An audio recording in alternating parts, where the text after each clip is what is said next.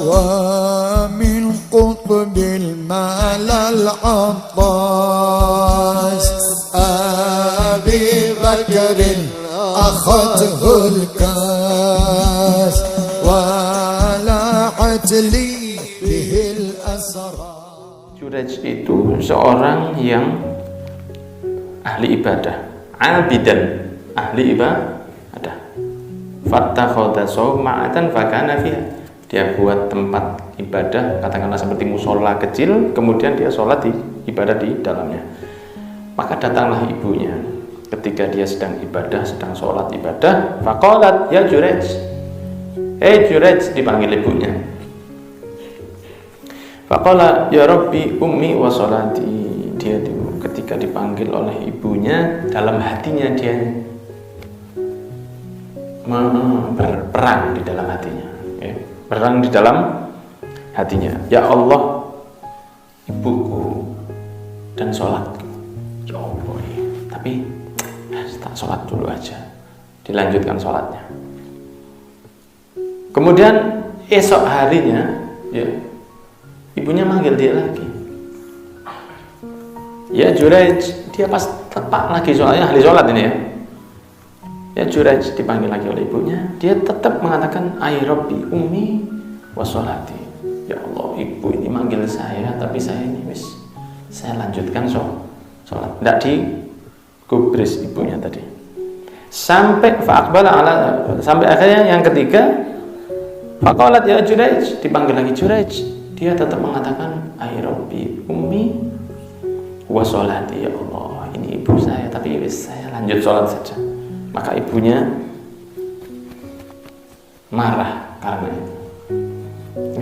Maka ibunya mengatakan doa ibunya, Allahumma ya Allah la tumithu, jangan kamu matikan dia, yakni Jurayj, hatta sehingga yanduro melihat illa wujuhil mumisat, sampai dia melihat atau berhadapan atau mendapatkan masalah dari seorang wanita tunasusila atau wanita yang pelacur.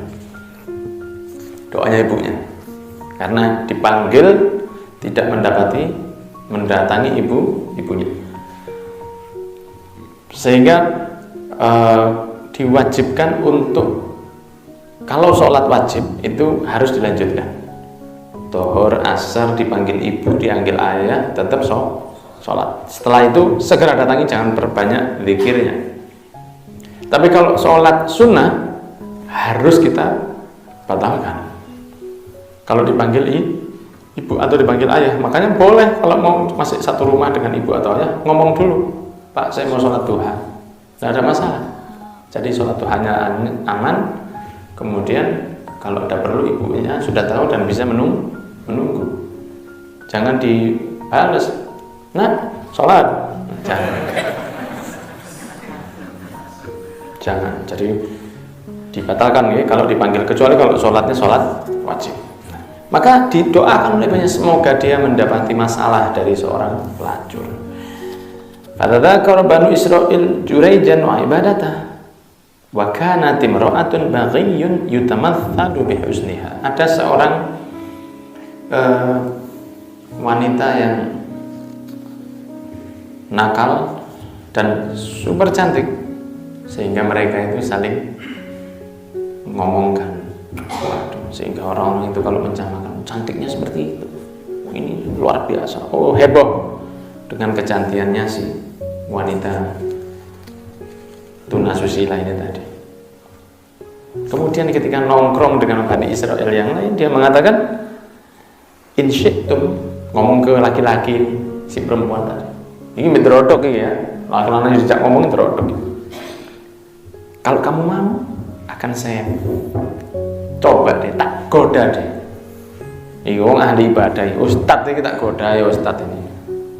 Loh, ini orang-orang yang ahli maksiat ini senang kalau lihat begitu, kepingin tahu mereka. Ini kalau ustadz digoda pelacur ini kira-kira kena atau tidak?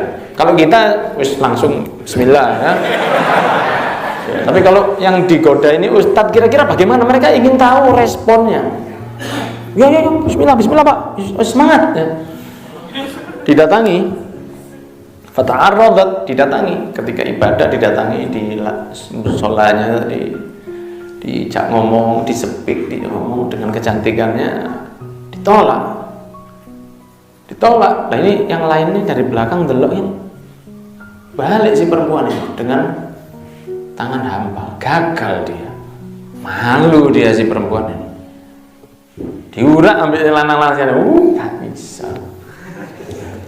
Akhirnya dia marah, dia betul-betul dendam dengan si Jurej yang menjadikan dirinya ditolak, menjadikan dia marah dengan Jurej yang menolak godaannya. Dia harus balas dendam. Bagaimana caranya? Dia cari seadanya orang, sopo yang dia temui saat itu.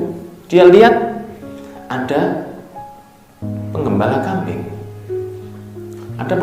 kambing yang lagi nganggur dia, HP-an mungkin. Kemudian didatangi, Mas, kaget ya orang yang secantik itu. Kemudian dikatakan, sampai mau sama saya. Dia bingung, loh ya Allah, rezeki apa? Saya nggak punya uang, Mbak. Loh, promo. Ini ada promo sekarang.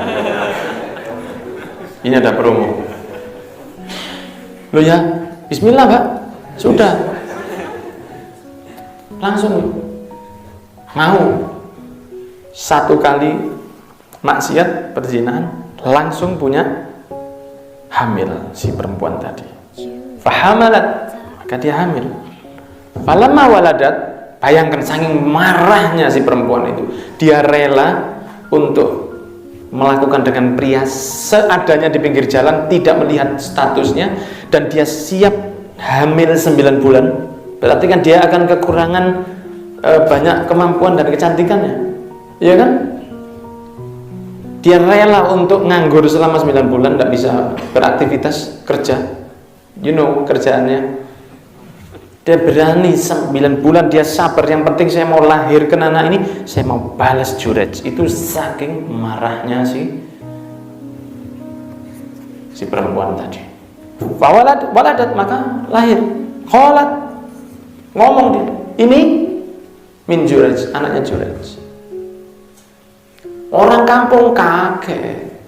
Kan laki-laki itu kalau sudah urusan seperti ini pasti akan heboh langsung. Lo kok bisa? Lo kan dulu nolak. Lo kamu tidak tahu, nolak di depan kalian, ternyata di belakang dia datangi saya. Wah, kalau gitu ya perlu dihancurkan ini. Ini berarti musolanya, tempat ibadahnya buat kedok saja. Ayo. Opor bengi-bengi ya di film-film adab itu. Opor dipegang, dikeluarkan dari musolanya. Wahadamu sauma'atah, dihancurkan tempat ibadahnya. Waja'alu yadribunahu, diajar dia, dimasak, dipukuli. Jurej ini, qala masya'nukum, ada apa ini? Kata Jurej, ada apa ini? Zanaita, kamu sudah zina. Kamu ustadz gaya, musola kamu buat kedok untuk orang seakan-akan kamu itu suci, padahal kamu telah menodai seorang wanita yang tidak bersalah. Tidak bersalah. Terus kemudian dia, lah kok bisa kalian bilang saya zina? Buktinya apa? Lah ini anak, ya? Ini ada anak. Bihadhil bari, fawaladat minka. Maka ini punya anak. Dari pelacur ini kamu punya anak. Aina sobi, mana anak? Mana anak laki-laki itu?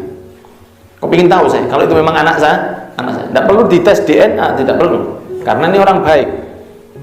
Pakola da'uni hatta usalli. Mana? Ini anaknya. Oh iya. Sebentar saya tak sholat dulu. Sholat.